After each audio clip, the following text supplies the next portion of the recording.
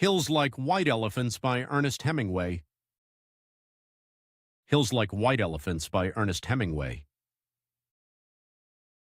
The hills across the valley of the Ebro were long and white. On this side there was no shade and no trees, and the station was between two lines of rails in the sun. Close against the side of the station there was the warm shadow of the building, and a curtain made of strings of bamboo beads hung across the open door into the bar to keep out flies. The American and the girl with him sat at a table in the shade outside the building. It was very hot, and the express from Barcelona would come in 40 minutes. It stopped at this junction for 2 minutes and went on to Madrid. "What should we drink?" the girl asked. She had taken off her hat and put it on the table. "It's pretty hot," the man said. "Let's drink beer." "Dos cervezas," the man said into the curtain. "Big ones?" a woman asked from the doorway. "Yes, 2 big ones." The woman brought 2 glasses of beer and 2 felt pads. She put the felt pads and the beer glasses on the table and looked at the man and the girl. The girl was looking off at the line of hills. They were white in the sun, and the country was brown and dry. "They look like white elephants," she said. "I've never seen one." The man drank his beer. "No, you wouldn't have." "I might have," the man said. "Just because you say I wouldn't have doesn't prove anything." The girl looked at the bead curtain. "They've painted something on." "It," she said. "What does it say?" "Anas del Toro. It's a drink. River in the north of Spain." "Could we try it?" The man called, "Listen," through the curtain. The woman came out from the bar. 4 reals. "We want 2 Anas del Toro." "With water?" "Do you want it with water?" "I don't know," the girl said. "Is it good with water?" "It's all right." "You want them with water?" asked the woman. "Yes, with water." "It tastes like licorice," the girl said and put the glass down. "That's the way with everything." "Yes," said the girl. "Everything tastes of licorice, especially all the things you've waited so long for, like absinthe." "Oh, cut it out." "You started it," the girl said. "I was being amused. I was having a fine time." "Well, let's try and have a fine time." "All right, I was trying. I said the mountains looked like white elephants. Wasn't that bright?" "That was bright." "I wanted to try this new drink. That's all we do, isn't it? Look at things and try new drinks? I guess so." The girl looked across at the hills.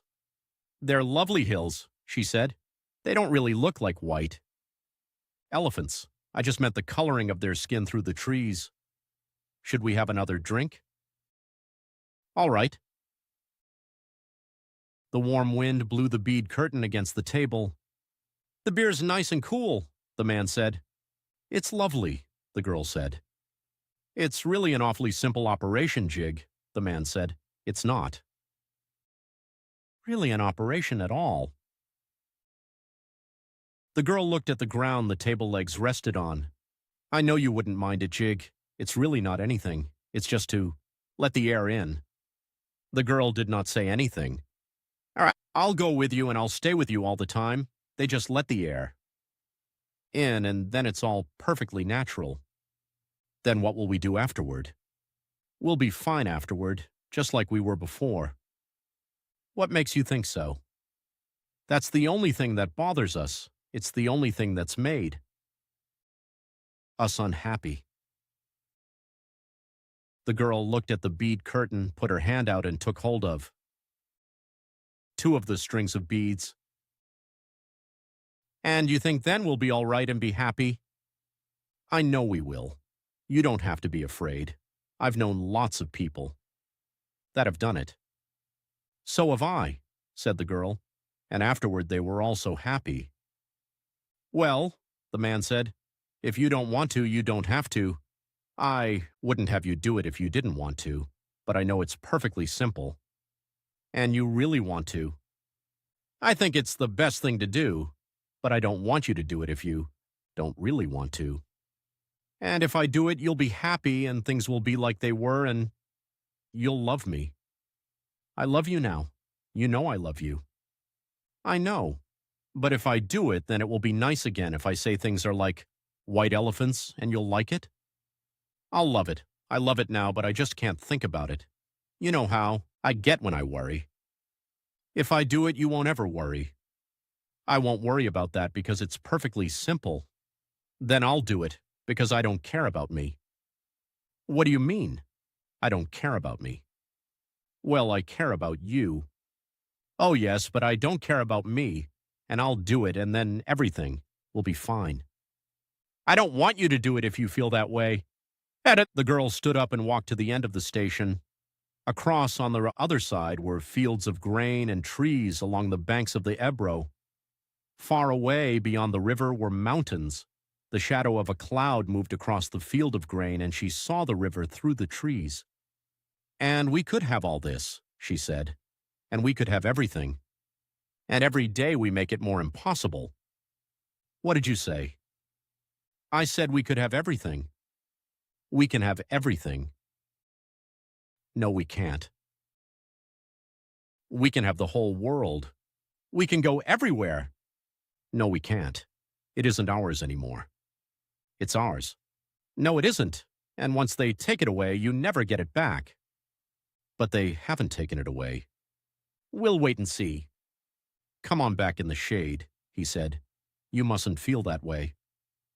I don't feel any way, the girl said. I just know things. And I don't want you to do anything that you don't want to do. Nor that isn't good for me, she said. I know. Could we have another? Beer? All right, but you've got to realize. I realize, the girl said. Can't we maybe stop talking? They sat down at the table and the girl looked across at the hills on the dry side of the valley, and the man looked at her and at the table. You've got to realize, he said, that I don't want you to do it if you don't want to. I'm perfectly willing to go through with it if it means anything to you. Doesn't it mean anything to you? We could get along. Of course it does, but I don't want anybody but you. I don't want any one else, and I know it's perfectly simple. Yes, you know it's perfectly simple. It's all right for you to say that, but I do know it. Would you do something for me now? I'd do anything for you. Would you please stop talking?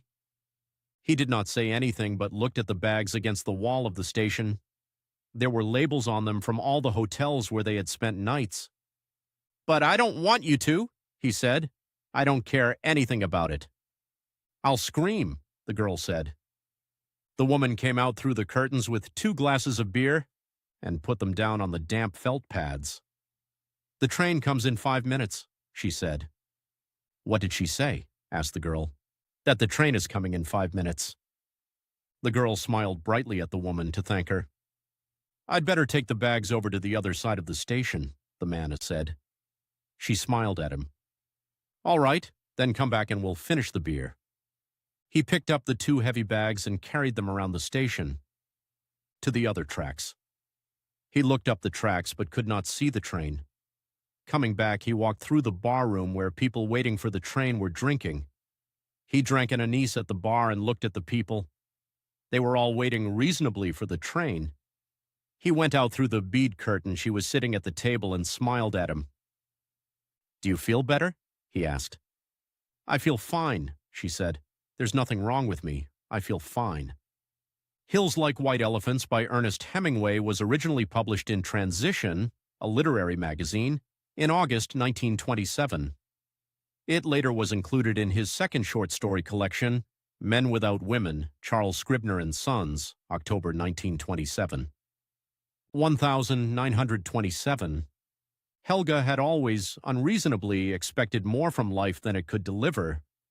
People like her live among us, not differing conspicuously from those who instinctively settle their affairs and figure out precisely how, given their looks, their abilities, and their environment, they can do what they need to do in the world.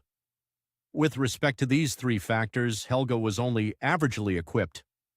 When she was put on the marriage market, she was a slightly too small and slightly too drab young woman with narrow lips, a turned-up nose, and her only promising feature, a pair of large, questioning eyes, which an attentive observer might have called dreamy. But Helga would have been embarrassed if anyone had asked her what she was dreaming about. She had never demonstrated a special talent of any kind. She had done adequately in public school and had shown good longevity at her domestic jobs. She didn't mind working hard. In her family, that was as natural as breathing. For the most part, she was accommodating and quiet without being withdrawn. In the evenings, she went out to dance halls with a couple of girlfriends. They each had a soda and looked for partners. If they had sat for a long time without an offer, her girlfriends grew eager to dance with anyone who asked, even a man with a hunchback. But Helga just stared absent-mindedly around the venue, and if she saw a man who appealed to her, those who did always had dark hair and brown eyes. She gazed at him so steadily, unguarded and serious, that he could not help but notice her. If someone other than her chosen one approached her, this didn't actually happen very often, she looked down at her lap, blushed slightly, and awkwardly excused herself. "I don't dance." A few tables away, a pair of brown eyes would observe this unusual sight. Here was a girl who wasn't going to fall for the first man who came along. Over time, many small infatuations rippled the surface of her mind, like the spring breeze that makes new leaves tremble without changing their life's course. The man would follow her home and kiss a pair of cold, closed lips, which refused to open in any kind of submission. Helga was very conventional. It wasn't that she wouldn't surrender before marriage, but she had it in her head that she would have a ring on and would present the chosen man to her parents before it came to that. The ones who were too impatient or not interested enough to wait for this ceremony went away more or less disappointed. Sometimes she felt a little pang at those moments, but she soon forgot about it in her life's rhythm of work, sleep, and new evenings with new possibilities. That was until, at the age of 23, she met Egon. He fell in love with her singularity, that indefinable quality which only a few people noticed and even fewer judged an asset. Egon was a mechanic and was interested in soccer, playing the numbers, pool, and girls. But since every love-struck individual is brushed by wing beats from a higher level of the atmosphere, it so happened that this commonplace person started reading poetry and expressing himself in ways that would have made his buddies at the shop gape in wonder if they had heard him. Later, he looked back on this time as if he had caught a severe illness which left its mark on him for the rest of his life. But for as long as it lasted, he was proud of and delighted by Helga's carefully preserved chastity, and when they had put on rings and the presentation to her family was over, he took ownership of his property on the prepared divan in his rented room. Everything was how it was supposed to be. She hadn't tricked him. Satisfied, he fell asleep, leaving Helga in a rather confused state. She cried a bit because here, in particular, she had been expecting something extraordinary. Her tears were pointless since her path had now been determined. The wedding date had been set, supplies had been gathered, and she had given notice at her job, because Egon wouldn't have her scrubbing other people's floors after they were married. Her friends were appropriately jealous, and her parents were content. Egon was a skilled laborer, and therefore slightly higher up in the world than her father, who had taught her never to lower herself but not to cook up fantasies, either. That evening, Helga had no clear premonition that something fateful was happening to her. Even so, she lay awake for a long time without thinking of anything in particular. When she was half asleep, a strange desire came drifting into her consciousness. If only I had an umbrella, she thought. It occurred to her suddenly that this item, which for certain people was just a natural necessity, was something she had dreamed of her whole life. As a child, she had filled her Christmas wish list with sensible, affordable things: a doll, a pair of red mittens, roller skates. And then, when the gifts were lying under the tree on Christmas Eve, she'd been gripped by an ecstasy of expectation. She'd looked at her boxes as if they held the meaning of life itself, and her hands had shaken as she opened them. Afterward, she'd sat crying over the doll, the mittens, and the roller skates she had asked for. "You ungrateful child," her mother had hissed. "You always ruin it for us." which was true because the next Christmas the scene would repeat itself. Helga never knew what she was expecting to find inside those festive-looking packages. Maybe she had once written umbrella on her wish list and not received one. It would have been ridiculous to give her such a trivial and superfluous thing. Her mother had never owned an umbrella. You took the wind and the weather as it came, without imagining that you could indulgently protect your precious hair and skin from the rain, which spared nothing else. Helga eventually turned her attention to her role as a fiancée and, together with her mother, carried out the customary duties. Yet sometimes she would lie awake next to Egon or in her bed in the maid's room in the house where she worked, nursing her peculiar dream of owning an umbrella. A certain image started to form in her mind, which gave her secret desire a forbidden and irresponsible tinge and cast a delicate, impalpable veil over her expression throughout the day, causing her fiancé to exclaim with jealousy and irritation, as if he suspected her of some kind of infidelity, "What are you thinking about?" Once she answered, "I'm thinking about an umbrella." And with convincing seriousness he said, "You're crazy." By then he had stopped reading poetry and he never mentioned her dreamy eyes anymore, which didn't mean that he was disappointed in any way. It was just that now she was a permanent part of his life and his routine. She sat through countless soccer matches with him, without ever grasping what it was about this particular form of entertainment that made people shout, "Hooray!" or fall silent as if possessed. The image that arose from her memory was this. She was about 10, sitting in the window of the family bedroom, looking down into the courtyard, which was illuminated with a weak glow by the light over the back stairs. She was in her nightgown and should have been in bed, but she had developed the habit, before going to sleep, of sitting there for a few minutes and staring out into the night without thinking about anything, while a gentle peace erased the events of the day from her mind. All at once she saw the gate open, and across the wet cobblestones of the courtyard, onto which raindrops splashed in an excited rhythm, strolled a pretty, dreamlike creature. Her long yellow dress nearly touched the ground, and high above her profusion of silky blonde curls floated an umbrella. It was not like the one Helga's grandmother used, round, black, and dome-shaped with a solid handle, but a flat, bright, translucent thing, which seemed to complement the person who carried it like a butterfly's radiant wings. She had just a brief glimpse, and then the courtyard was deserted as before, but Helga's heart was pounding with strange excitement. She ran into the living room where her mother and father were sitting. "A lady was walking across the courtyard," she said softly. Then she added with awe and admiration, "She had such a nice umbrella." She stood there barefoot, blinking into the light. The familiar room, which lacked anything with a comparable essence, now seemed to her cramped and poor. Her. Mother looked surprised. "A lady?" she asked. Then the corners of her mouth turned downward, as they often did when something displeased or bothered her. "It's that girl next door," she said sharply. "It's scandalous." Then Helga's father turned to her with a flash of anger. "Why the devil are you sitting staring out the window when you should be in bed?" he yelled. "Get in there and go to sleep." She had seen something that she wasn't allowed to see. Something had been let into her world that wasn't there before. After that, every evening, even though she was an obedient child, she crept over to the window to watch the yellow dress drift across the cobblestones in all kinds of weather, but always with an inexpressibly sweet and secretive air, and always accompanied by that mysterious umbrella, visible or invisible, depending on if it was raining or not. This vision had nothing to do with the sleepy face that appeared in the neighbor's doorframe when Helga knocked to borrow a bit of margarine or flour for her mother, who was always short on the most important ingredients when she was making gravy, and it made no noticeable difference when one day this neighbor moved away. For a long time, the child still waited at the window for that yellow dress and the buoyant, translucent umbrella. When this nightly passage through the darkening courtyard stopped, she just shut her eyes and listened to the rain splashing against something taut and silky and more distant than all her childhood sounds and smells. Helga and Egon moved into a two-room apartment that was similar to her parents' and wasn't far away either.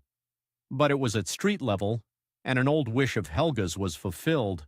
Now that she could sit in her own house and look out at the traffic, she had what she'd never had before, time, and since idleness is the root of all evil, she was easy prey for sayings like that. This gave her a slightly guilty conscience. Not toward the husband who provided for her, but just in general. She allowed herself to become a gentle, self-effacing individual. She exaggerated the few responsibilities she had and emphasized her frequent visits to her parents and their visits to her.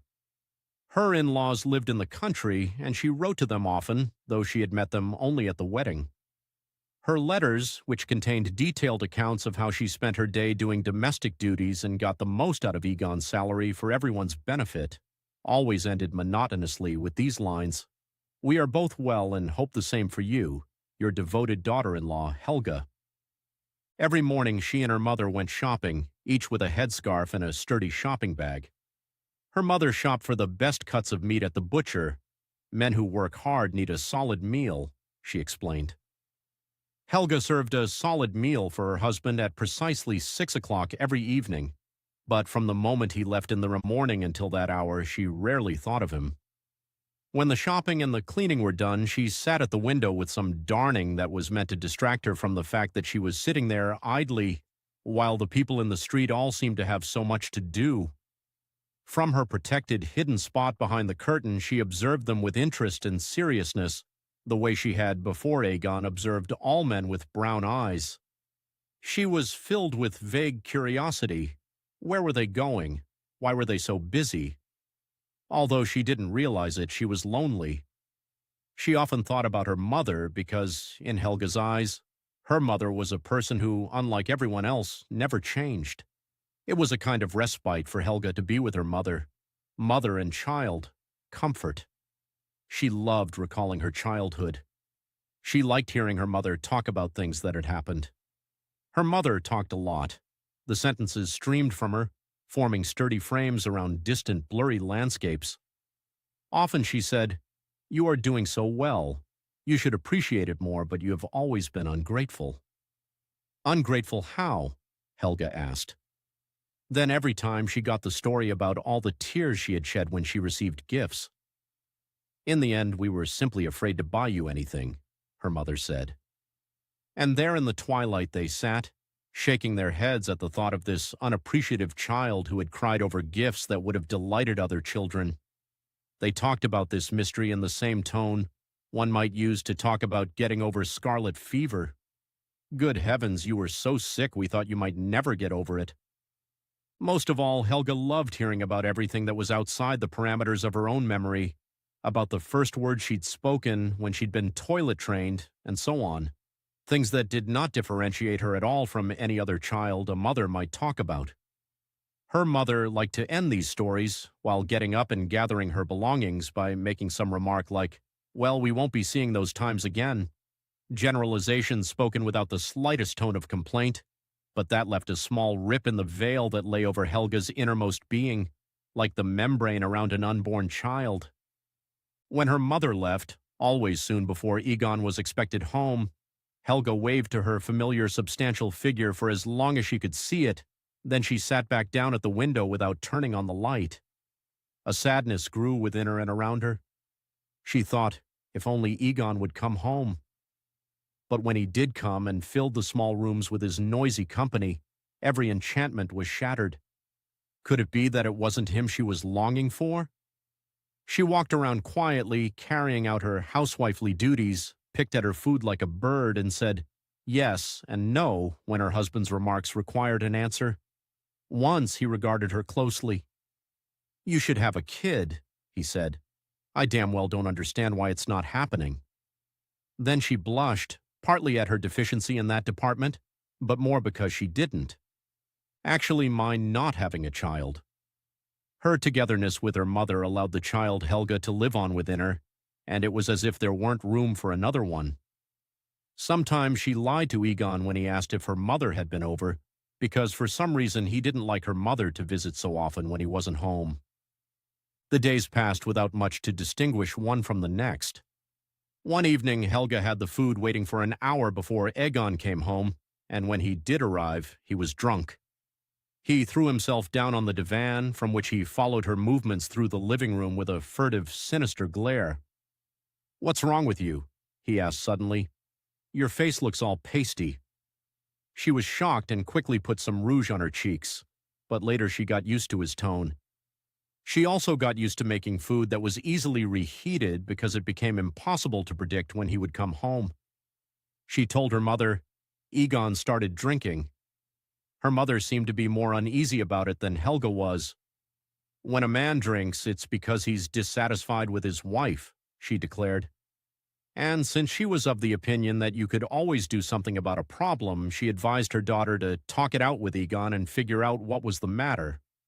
But Helga had never tried to put herself in another person's shoes. It had never been necessary.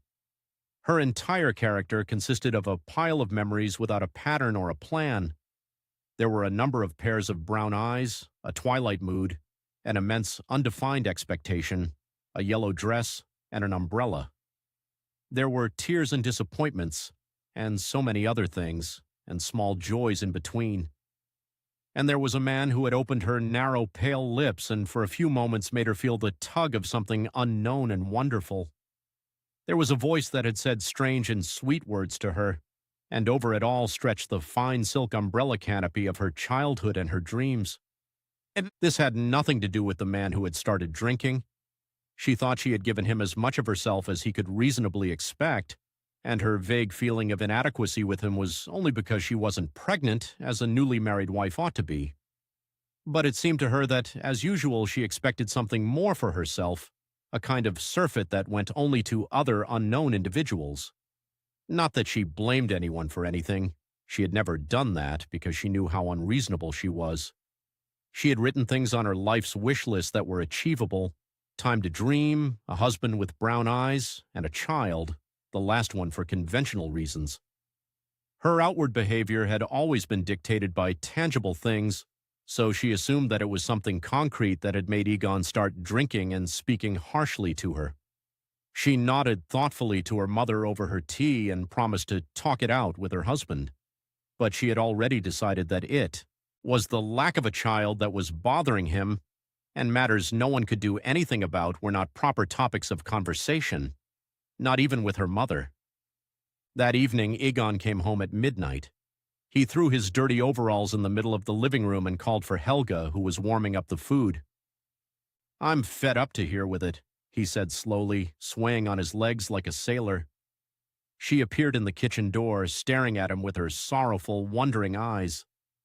"What are you fed up with?" she asked anxiously.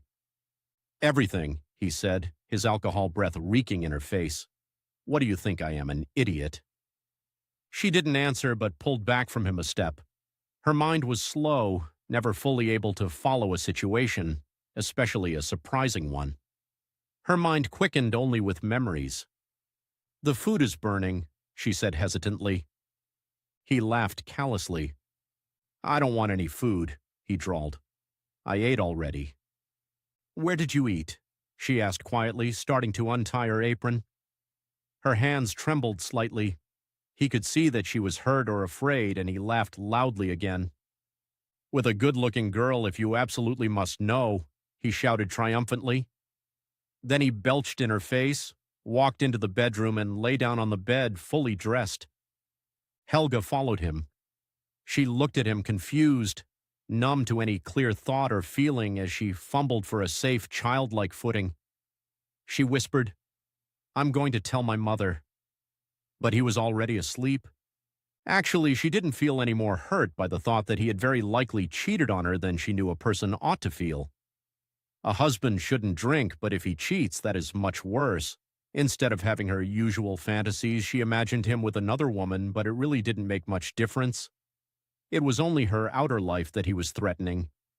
It didn't change who she was. Her body was the same as before, with one small distinction. It had lessened in value to other men. The term. Other men hadn't occurred to her since she'd got married. Now, as she slowly undressed, she thought only about that, because she knew that her mother would rationalize that. If this husband neglected his obligations, then she would have to turn to other brown-eyed men for the pursuit of her daily bread. This idea that the men absolutely had to have brown eyes came, by the way, from her mother, a remark that had stuck. Dark men are goodness itself. Egon slept heavily beside her, and Helga lay observing him. Despite the late hour, she wasn't sleepy. His chin was relaxed, he had a beard, and he was snoring. This was how one might think about a stranger, not one's husband. Maybe he had been a stranger to her for quite some time, ever since the day she had gone to him with such high expectations and departed with such deep disappointment in her own quiet way, without acknowledging it as any great calamity. What does one person mean to another anyway, except when one forces the other to act? Helga's reaction was strange. The times that she'd stolen a small amount of the household money and hidden it in a little box, originally a jewelry box that she had been given for her confirmation, she hadn't had any particular purpose in mind. Perhaps she had tried to convince herself that it was for Christmas gifts or other things they would struggle to afford.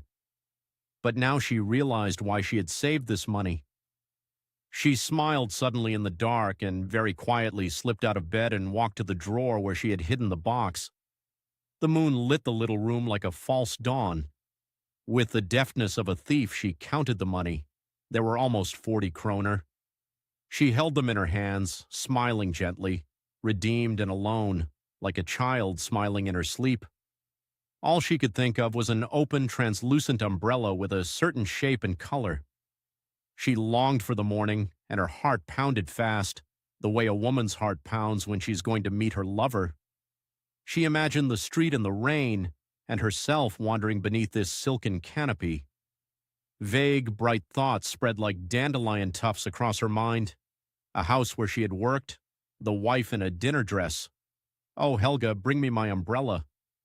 She had held many umbrellas in her hand without thinking about them. Things outside her world didn't really mean anything to her until now, until she acted. She got back into bed and her husband reached for her body in his sleep, mumbling something she couldn't make out. Carefully, she laid his limp hand back under the comforter as a distant tenderness flowed through her. For a second, she felt as much searing emotion as she could ever feel for another person, except for her mother.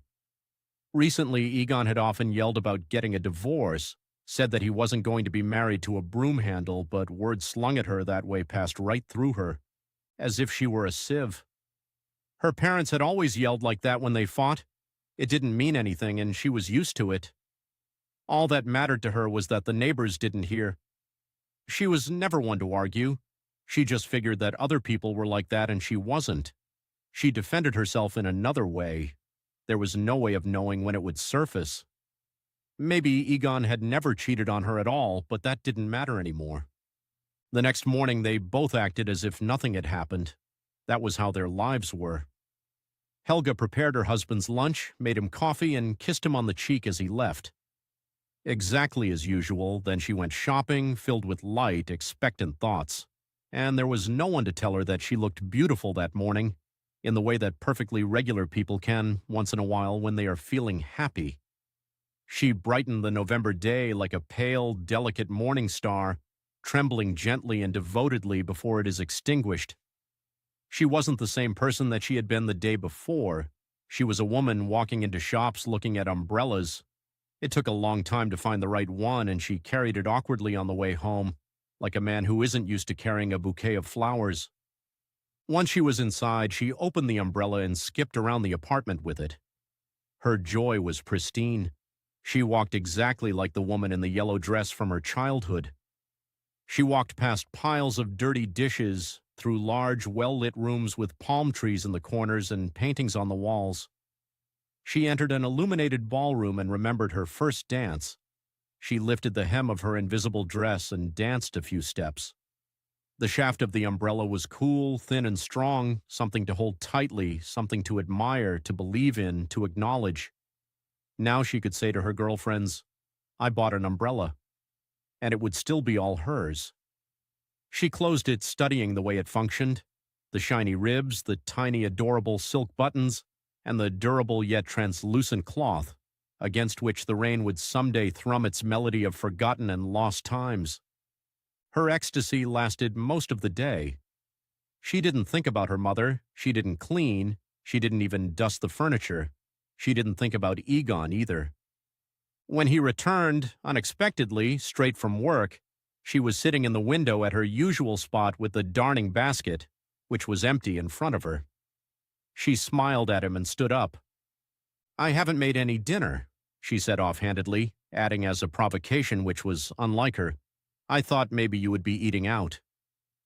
He didn't answer, and she ascertained that he was sober and that he was trying to avoid her eyes. Why? She wanted to tell him about the umbrella and her little swindle. She needed to share her joy with someone, but he looked so terribly ceremonious as he sat himself at the table and cleared his throat. "I'm sorry about yesterday," he said awkwardly. "It wasn't true, I was just drunk." "I see," she said flatly. All day she hadn't given one thought to what had happened the day before. Even now it was strangely difficult for her to think about anything other than the umbrella, but the situation demanded that she say something. She felt embarrassed, as he did, and she stared down at her hands. "That's all right," she said truthfully. "I've forgotten all about it." She didn't notice the shadow darkening his face, and she didn't register how despairingly he tensed his whole body toward her. She was a person who didn't come when she was called. She was the one who called when she needed something, in a thin voice which was easily drowned out by the storm. Besides, it is very rare that two people call at the same time and both get responses. She was content in herself. She even had a bit extra to share, but her husband had pursued her for a long time like a big clumsy animal, while she, agile and light as a scared gazelle, had run from him into a bright hidden clearing in the woods. She sat down across from him, small and erect, and again seemed to him both secretive and alluring. As he had a long time ago, he asked jealously and fearfully, "What are you thinking about?" And just like back then, her clear, dreamy eyes glided over him as she responded, "An umbrella."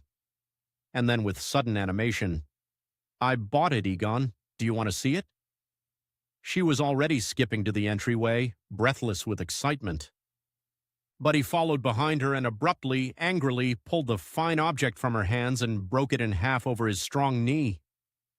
"There's your umbrella," he shouted, and she stood for a second in shock, staring at the pieces, at the cleverly formed ribs and the torn silk. Then she walked silently past him into the little living room, back to the manageable, the tolerable, the predetermined. She sat by the window as before, finally realizing that this was her place and that everything was the way it was supposed to be. The colors in her memory mixed together, forming the beginning of a kind of pattern. She realized that she could never be the owner of an umbrella. It was only natural, it made sense, that the umbrella was ruined.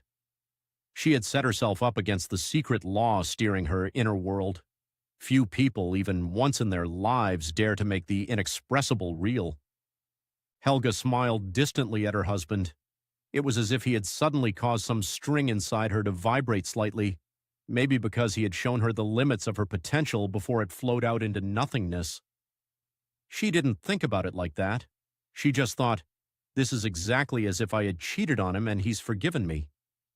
And she nodded, seriously and absently, as if to a child who wanted to take a star down from the sky and give it away, when he, intensely occupied with screwing a new bulb into the ceiling fixture, said to her over his shoulder, "You'll get another umbrella." Diamonds. Translated from the Danish by Michael Favala Goldman.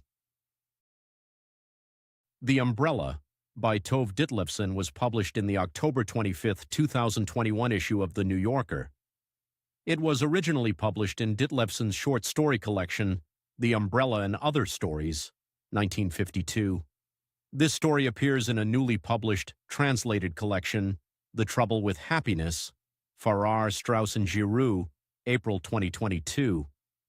Her memoir, The Copenhagen Trilogy, was republished and translated into English. In 2019, Ditlevsen died in 1976,